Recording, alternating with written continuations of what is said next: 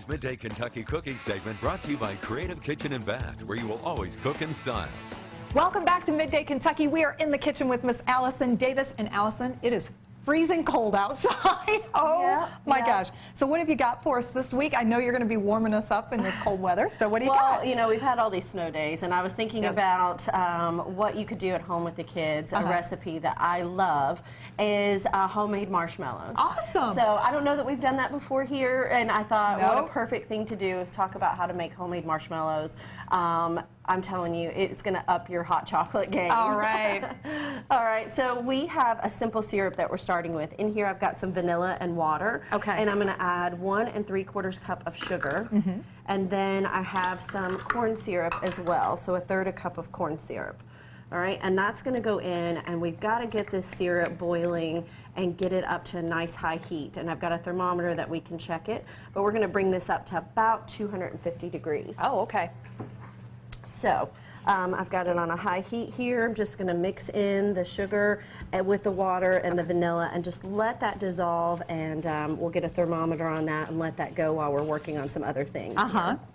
Well, it definitely doesn't look like it has a lot of healthy ingredients going into it, does it? You know, but it's marshmallow. Sugar, it's a marshmallow, and it's going to go in my hot chocolate. It's going to make me and you both feel very, really, very really good. happy. Yes. Yeah. So what I like to do when I'm candying or if I'm working and baking, especially when we're trying to get an exact temperature with our sugar so that it doesn't go too far, I like using just a digital stem thermometer. Okay. You can even set your temperature there, so I'm just going to pop that in there, and we're just going to watch that work here for a little bit while we're working on some other ingredients. Okay. So marshmallows, you know, have to kind of have something in them that helps them to form their shape. Yeah. So we use gelatin. Okay. So if you'll open that, I'm going to open up 2 packs of gelatin, and I've got about 1/3 cup of water that's going to go in and sit with the gelatin so that it absorbs that. Okay. And then that's what we're going to be mixing together with this syrup once the syrup is together. All right.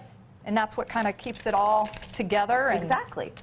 And kind of soft. Do they say soft then? These are super gooey. I mean, honestly, like, you want your marshmallows to sit for about, I'd say at least 2 hours after you whip them up, so that they can set and really come together. Awesome. So I'm going to take this water, I'm going to use my fork again and just kind of mix in that gelatin, and we'll let that sit here for a second, and you'll see how that really just soaks up all of the water. Okay. And do you have to keep stirring this, or you just let that Not kind of do really. its You thing? really want to bring it to a bubble. It's just going to start bubbling really well, and we're going to get it to that, you know, 250 degree mark.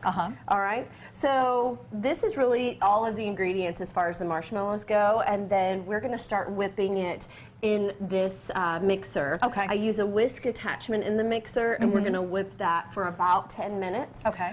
So that what happens is it really gets that light and white, fluffy marshmallow cream look, right? And then once you've whipped it for about 10 minutes, that's when we're going to transfer it into this casserole dish. Yeah. And of course, it's marshmallow cream, so it's super sticky. So we're going to mix that with some powdered sugar. So I go ahead and I prep the bottom of the pan with some powdered sugar, just to help ease when we start cutting the marshmallows, and then we're going to coat the top as well when they come out. So this is rising, but what I really wanted to talk about today was this cookbook. Okay. So this is a local author. She's Stella Parks. She started here in Lexington, and she spent about 6 years writing this cookbook. And this is where I got the marshmallow recipe from. Oh, is it really? Yeah. So she started this cookbook. Her blog is Brave Tart, and she's a friend of mine, and her recipes are sensational. And she spent 6 years on this book, and it's all about iconic American desserts. Yeah. So not only does she give you the marshmallow recipe, she also gives you how to make homemade graham crackers. You name it, it's in here. So when you think of iconic American desserts, what is just something that comes to you? Oh gosh, like pies. I mean, cherry pie, any type of pie. So she's got the lemon meringue pie. Yeah. But what's nice about this cookbook, she also goes into the history of like where the lemon meringue pie came from and like how it got started. Even like the chocolate chip cookie. Why was it called a chocolate chip cookie? And Nestle didn't come up with it. It started far before Nestle ever said we're the first chocolate chip cookie. Wow, so you get a little history lesson in addition to the recipe. And then like the old nostalgic like cookies that we're used to, like Oreo cookies and Nutter Butters, like how to make make them yourself at home. So these cookbooks are sensational. We have them at Wild Thyme, and all of the ones that we have at Wild Thyme are also signed by her. So yeah, I can't say enough good things about this book. So I was excited to share a recipe from her book that we can show.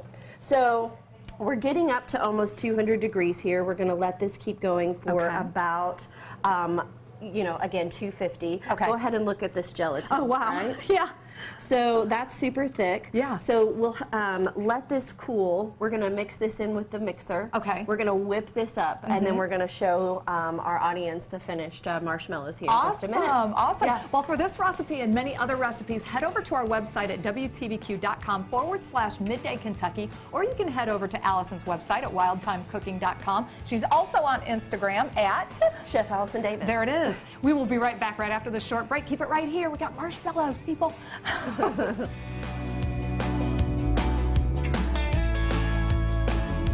Today's cooking segment was brought to you by Creative Kitchen and Bath, where you will always cook in style.